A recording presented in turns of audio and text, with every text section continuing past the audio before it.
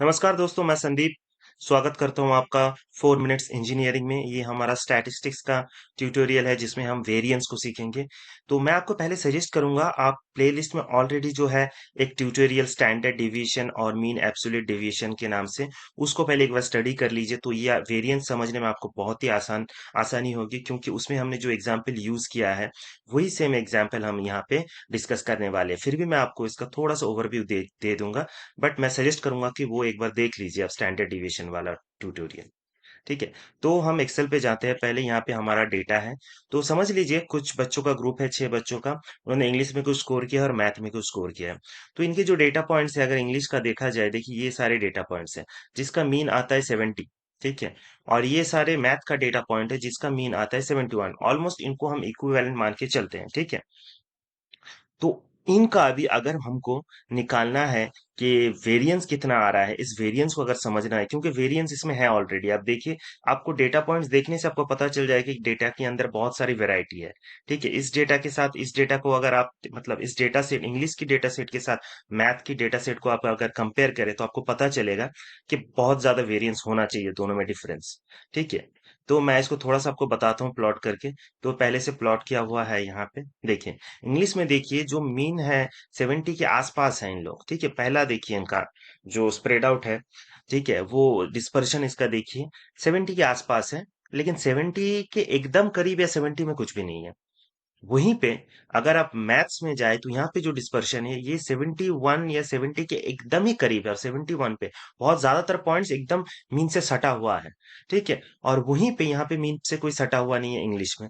लेकिन इंग्लिश में आसपास है। लेकिन यहीं पे अगर आप मैथ्स में देखें, तो आपको आउटलायर्स दिखेंगे जो कि वेरिएंस को बहुत ज्यादा इंक्रीज कर देते हैं। ठीक है। तो हम समझ लिए कि दोनों डेटा सेट में किस तरह से वेरिएंस आ रहा है। एक हमने इसको क्या कहते हैं, इसको हम लोग विजुअली थोड़ा सा समझ लिए। अब इसको एनालिसिस करके देखेंगे क्या वेरिएंस उसी तरह से आ रहा है। अब वेरिएंस कैलकुलेट करने का क्या तरीका है, जो भी स्कोर है, इंडिविजुअल जो डेटा का वैल्यू है उससे उसका मीन को माइनस करेंगे। माइनस वैल्यू को हम नहीं लेंगे, मतलब माइनस नहीं लेंगे, हम वैल्यू ले लेंगे। ठीक है। चाहे वो माइनस हो, उसको हम प्लस में ही लेंगे। तो यहाँ से हम सारी चीजों को, और जो इंडिविजुअल डेटा पॉइंट है, यहाँ से मीन को माइनस करके ये सारा हमारा निकल गया है। और मैथ में भी इंडिविजुअल डेटा पॉइंट को मीन से माइनस करके निकल गया है। ठीक है। अब यहाँ पे हम क्या कर रहे हैं, ये जो चीज है, आप जो मैं बता रहा हूँ उसी को देखिए। ये सारी चीज अब अभी आप मत देखिए, इसको इग्नोर कीजिए। तो यहाँ पे हम लोग क्या करें, मैं इसको थोड़ा सा ना आपका कलर चेंज कर देता हूँ, तो आपको समझने में सुविधा होगा। ठीक है। इसको देखिए आप। ठीक है। इसमें भी आप सिर्फ इसको देखिए।